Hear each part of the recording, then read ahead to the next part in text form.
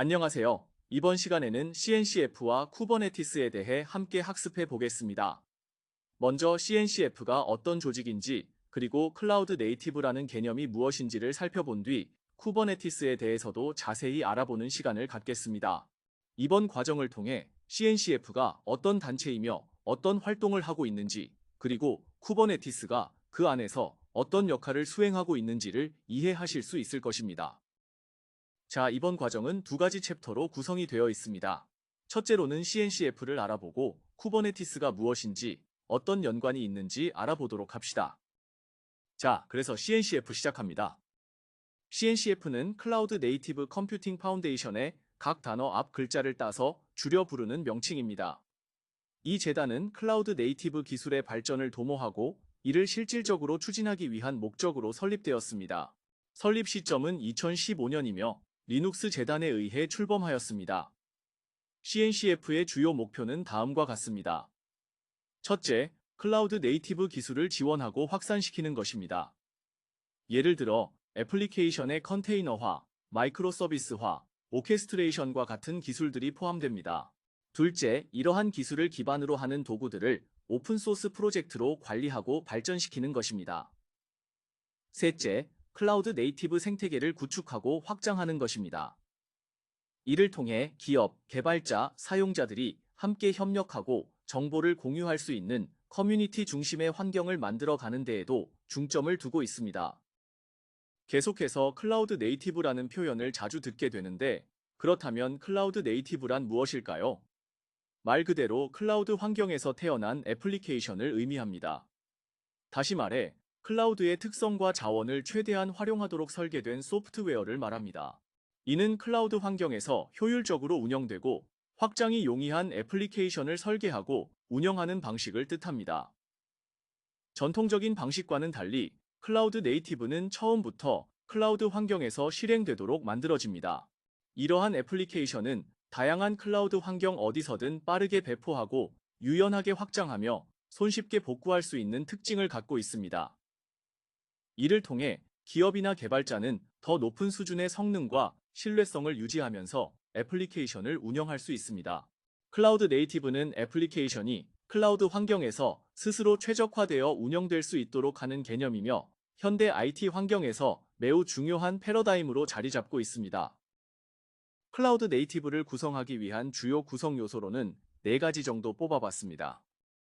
먼저, 컨테이너라는 기술을 사용합니다. 컨테이너는 애플리케이션과 그 애플리케이션을 실행하는 데 필요한 모든 것, 예를 들어 라이브러리나 설정 파일 등을 함께 묶어 어디서든 동일한 환경에서 실행할 수 있도록 해줍니다. 쉽게 말해 애플리케이션을 이동 가능한 상자에 넣는다고 생각하시면 됩니다. 이 덕분에 애플리케이션은 다양한 클라우드 환경에서 일관된 성능을 발휘할 수 있죠. 다음으로 마이크로 서비스라는 구조가 있습니다. 클라우드 네이티브 애플리케이션은 기능별로 작게 나누어진 독립적인 서비스, 즉 마이크로 서비스로 개발됩니다. 예를 들어 웹사이트의 결제 기능과 사용자 인증 기능이 각각 따로 개발되고 배포되는 거죠. 이런 구조 덕분에 애플리케이션을 부분적으로 수정하거나 확장하는 것이 훨씬 쉬워집니다. 데브옵스는 소프트웨어 개발과 운영의 경계를 허물고 협업을 통해 빠르고 효율적인 소프트웨어 개발과 배포를 목표로 합니다.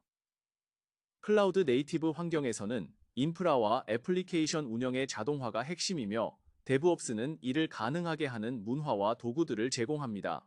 이를 통해 애플리케이션이 더욱 신속하고 안정적으로 배포되고 관리될 수 있습니다. 마지막으로 CI와 CD는 지속적인 통합과 지속적인 배포를 의미하며 클라우드 네이티브 환경에서 매우 중요한 자동화 프로세스로 간주됩니다. CI는 개발자가 코드를 자주 통합하여 버그를 빠르게 감지하고 해결할 수 있도록 도와줍니다. CD는 통합된 코드가 테스트를 거친 뒤 자동으로 운영 환경에 배포될 수 있도록 하는 과정을 담당합니다.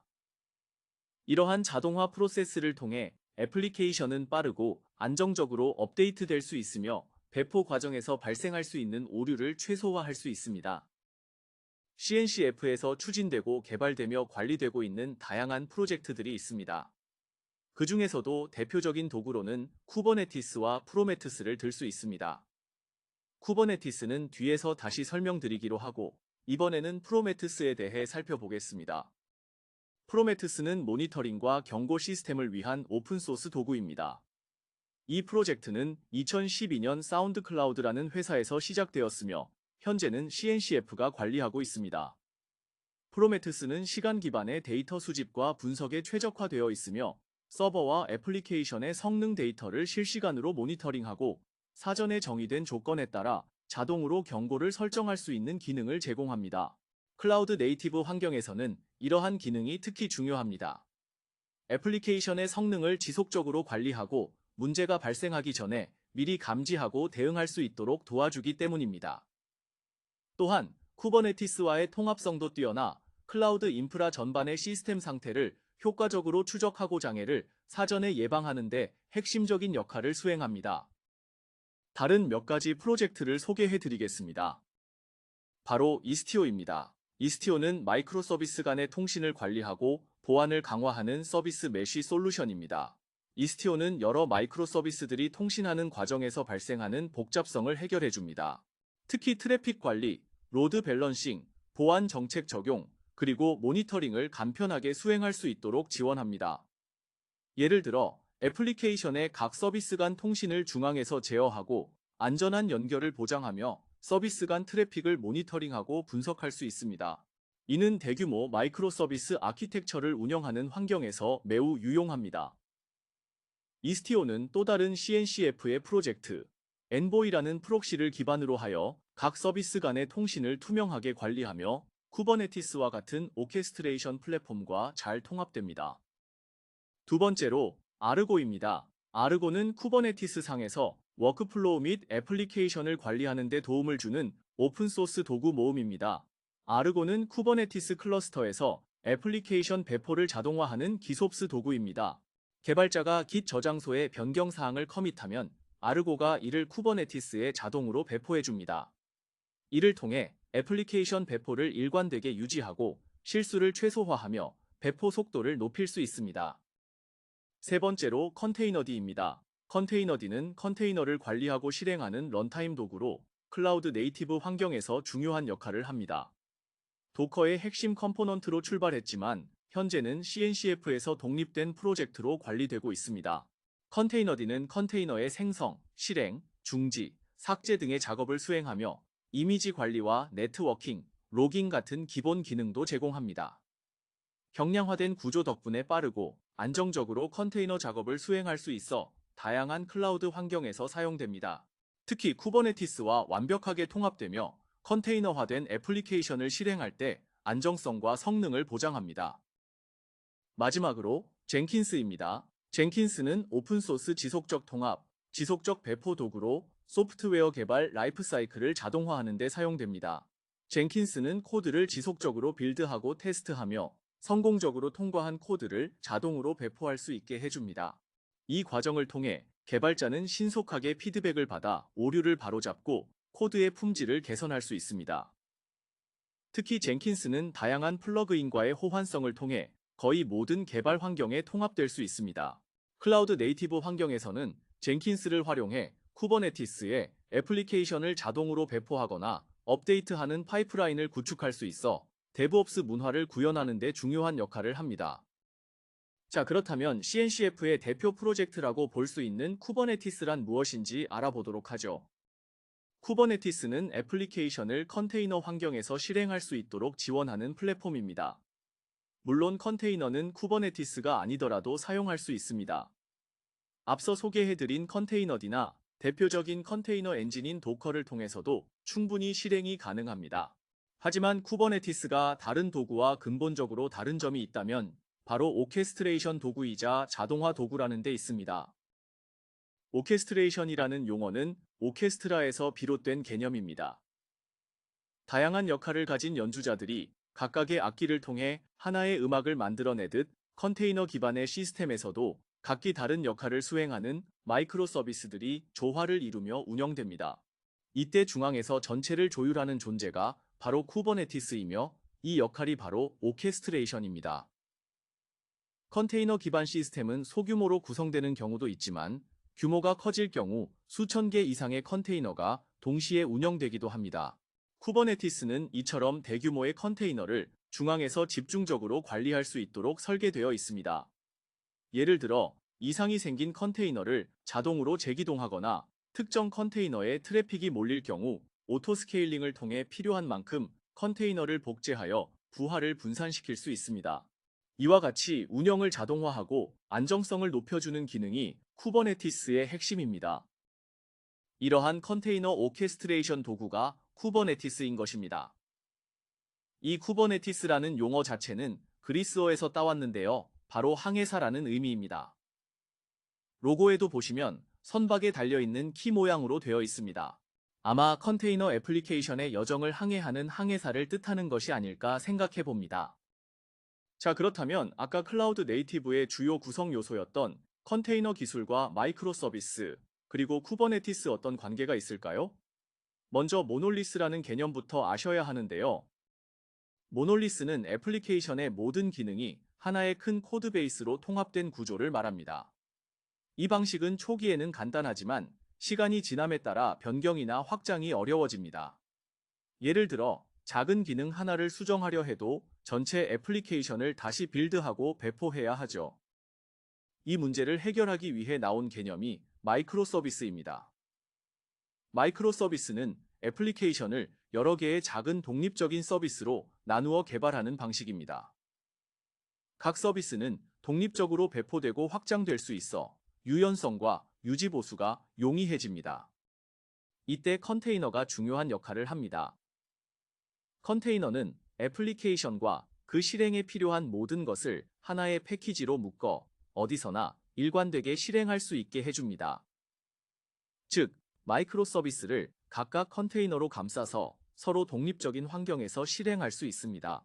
하지만 대규모의 컨테이너를 관리하려면 이를 자동으로 배포하고 확장할 수 있는 도구가 필요합니다. 바로 쿠버네티스가 그 역할을 합니다. 정리하자면 모놀리스는 하나로 묶인 큰 애플리케이션 구조이고 마이크로 서비스는 이를 작은 단위로 나누어 유연성을 높인 구조입니다. 이 마이크로 서비스는 컨테이너를 통해 각각 독립적으로 실행되며 쿠버네티스는 이를 자동으로 관리하는 역할을 합니다.